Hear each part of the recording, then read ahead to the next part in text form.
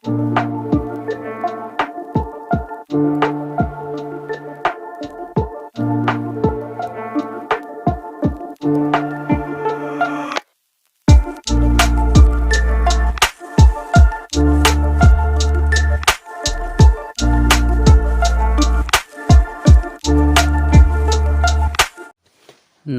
ছাত্রছাত্রীরা, আজকে আমরা আলোচনা করব ক্লাস 5-এর ইংলিশের model activity task.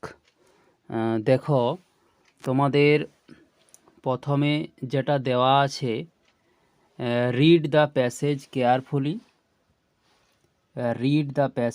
Carefully and answer the following question. প্রথমে তোমাদেরকে বলেছে যে নিচে যে প্যাসেজটা দেওয়া আছে সেটা ভালোভাবে পড়ো বা যত্ন সহকারে পড়ো এবং নিচের প্রশ্নগুলির উত্তর দাও। তো দেখো, এখানে তোমাদের যে প্যাসেজটা দেওয়া আছে সেটা হচ্ছে তোমাদের মহাত্মা গান্ধী সম্পর্কে দেওয়া আছে। দেখো, প্যাসেজটা পড়ছি তোমাদের যাতে মানেগুলো বুঝতে সুবিধা হয়। দেখো, প্রথমে দেখো যে Gandhiji visited different places to collect fund for India's freedom struggle. আমরা একটু কেটে কেটে পড়ব যাতে তোমাদের বুঝতে সুবিধা হয়। গান্ধীজি ভিজিটেড ডিফারেন্ট প্লেসেস মানে গান্ধীজি বিভিন্ন জায়গায় যেতেন to collect fund for India's freedom struggle, ভারতের স্বাধীনতা সংগ্রামের জন্য তহবিল সংগ্রহ করতে। ফান্ড মানে তহবিল সংগ্রহ করতে। ওয়ান্স হি ভিজিটেড উড়িষ্যা, একদা তিনি উড়িষ্যাতে গিয়েছিলেন। দেয়ার হি মেট অ্যান ওল্ড ওমেন, সেখানে তিনি এক বৃদ্ধা মহিলার সঙ্গে বা বৃদ্ধা মহিলার সাক্ষাৎ পেয়েছিলেন। She could not stand straight, তিনি সোজা হয়ে দাঁড়াতে পারতেন না। হার হেয়ার ওয়াজ গ্রে, তার চুলগুলো ছিল সাদা বা ধূসর। হার শাড়ি ওয়াজ টর্ন,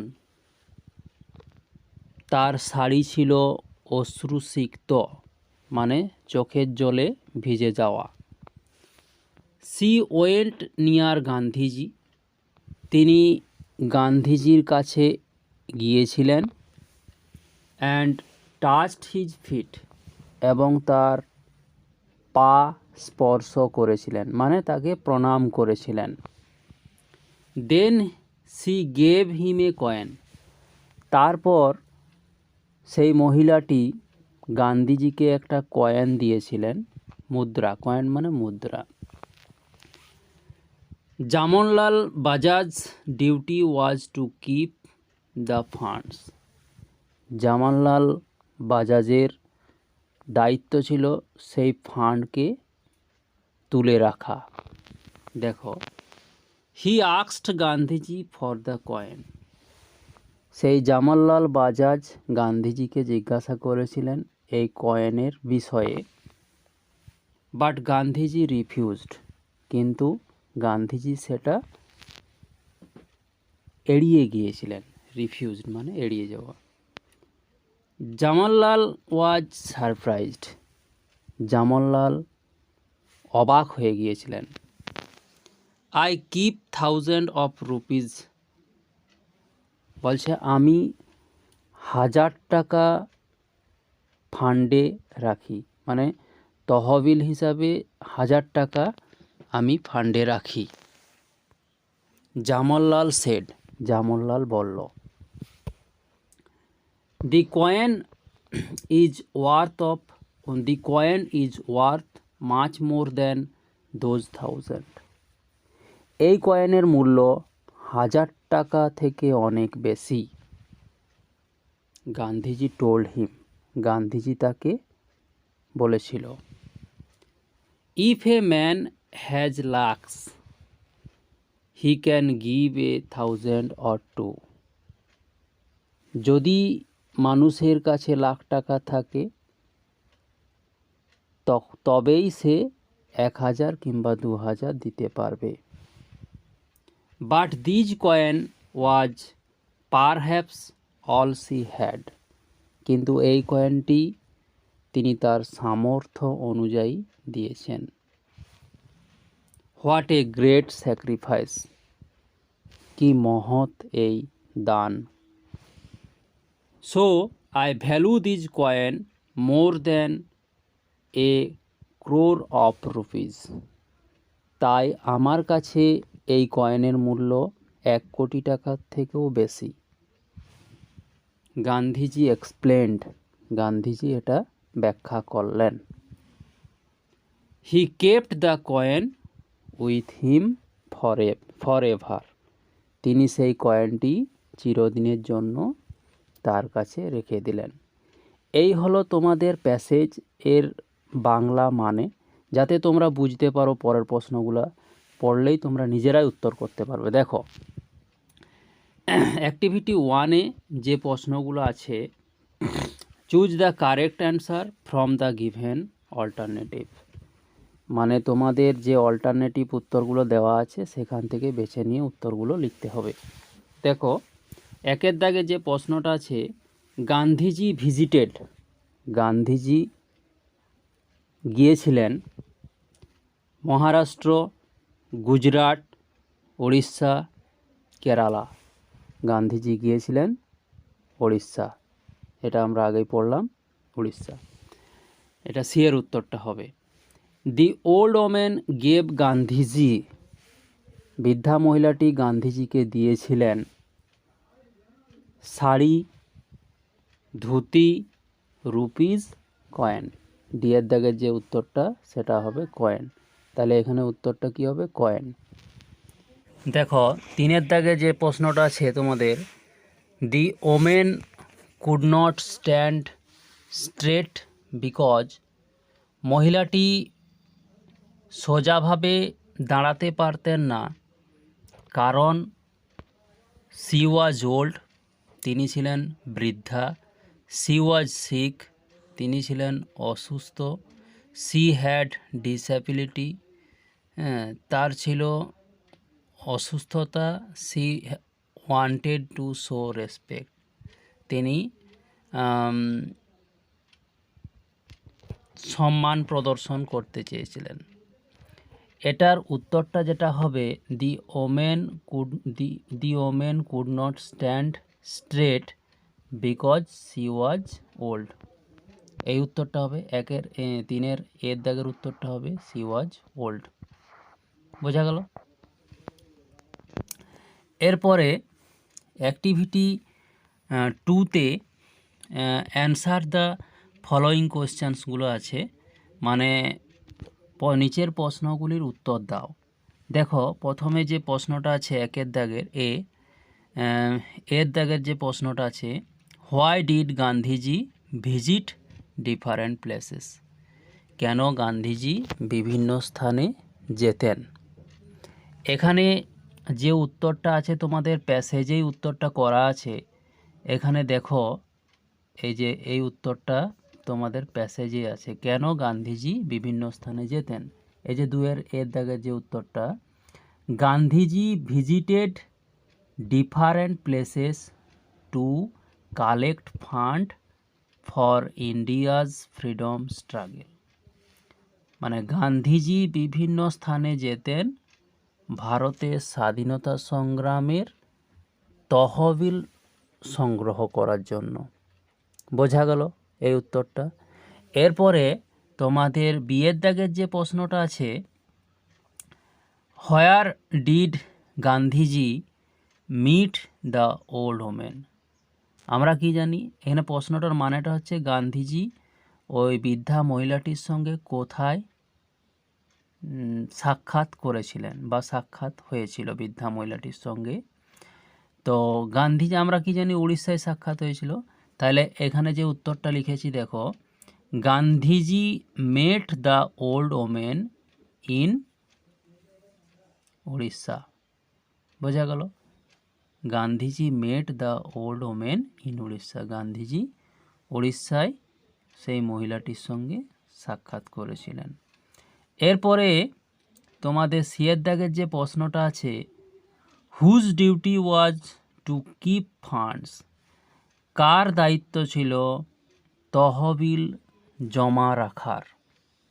হয়েছে, এখানে আমরা উত্তরটা, এটাও তোমাদের প্যাসেজে আছে, উত্তরটা দেখে নাও সিয়ের দাগের। এই যে এইখান থেকে উত্তরটা তোমাদের লিখতে হবে। এই যে দেখো, Jamnalal Bajaj duty was to keep the funds, এই উত্তরটাই তোমাদেরকে লিখতে হবে। মানে জামাললাল বাজাজের দায়িত্ব ছিল সেই তহবিলকে রাখার, জমা রাখার। হলো, এরপরে তোমাদের অ্যাক্টিভিটি 3-তে সঠিক স্থানে উপযুক্ত আর্টিকেল বসাতে বলেছে। দেখো, fill in the blanks with a or an or the. হয়েছে, এরপরে দেখো এখানে যে তোমাদের যে প্রশ্নগুলো আছে এর দাগে, can you give me dash 1 rupee note. আমরা সাধারণত জানি যে ভাওয়েলের আগে অ্যান বসে, কিন্তু এখানে এ হবে। এই যে can you give me a 1 rupee note, কারণটা কি? এই যে ও এর উচ্চারণটা কনসোনেন্টের মতো হচ্ছে, ওয়ান ডাব্লিউর মতো উচ্চারণটা হচ্ছে, এই জন্য এখানে এই আর্টিকেলটা হবে এ। হয়েছে, যেহেতু উচ্চারণটা কনসোনেন্টের মতো হচ্ছে, can you give me a 1 rupee coin. বোঝা গেল? এরপরে বিয়ের দাগের যে প্রশ্নটা আছে, Kanchenjunga is dash 3rd highest mountain in the world. এখানে নির্দিষ্ট কাঞ্চনজঙ্ঘা একটা পর্বত, তাই নির্দিষ্ট বোঝানোর জন্য দি বসবে। হয়েছে, নির্দিষ্ট আর্টিকেল এটা। Kanchenjunga is the 3rd highest mountain in the world. বোঝা গেল? এরপরে সিয়ের দাগের যে প্রশ্নটা আছে, I saw dash peacock in the park. এটা তোমাদের দেখো কনসোনেন্টের আগে এ বসে, এই জন্য তোমাদের এখানে এ বসেছে, I saw A peacock in the park. বোঝা গেল? এরপরে অ্যাক্টিভিটি 4-এ যে তোমাদের প্রশ্নগুলো আছে, make sentence with the following words. নিচের শব্দগুলি থেকে বাক্য গঠন করো বা বাক্য লেখো। দেখো, প্রথমে যে ওয়ার্ডটা আছে এর দাগের, প্রথমে ওয়ার্ডটা আছে ফ্রিডম। ফ্রিডম মানে স্বাধীনতা। তাহলে স্বাধীনতা দিয়ে তোমাদের একটা বাক্য লিখতে হবে। কি লিখবে তোমরা? না, Khudiram Bose was a freedom fighter. Khudiram Basu ছিলেন একজন স্বাধীনতা সংগ্রামী। এটা তোমাদের যথাযথ উত্তর হবে। তারপরে দেখো হ্যাপি। হ্যাপি মানে খুশি। এই খুশি দিকও তোমাদের একটা বাক্য লিখতে হবে। কি লিখেছি দেখো, a man can not stay long time happy.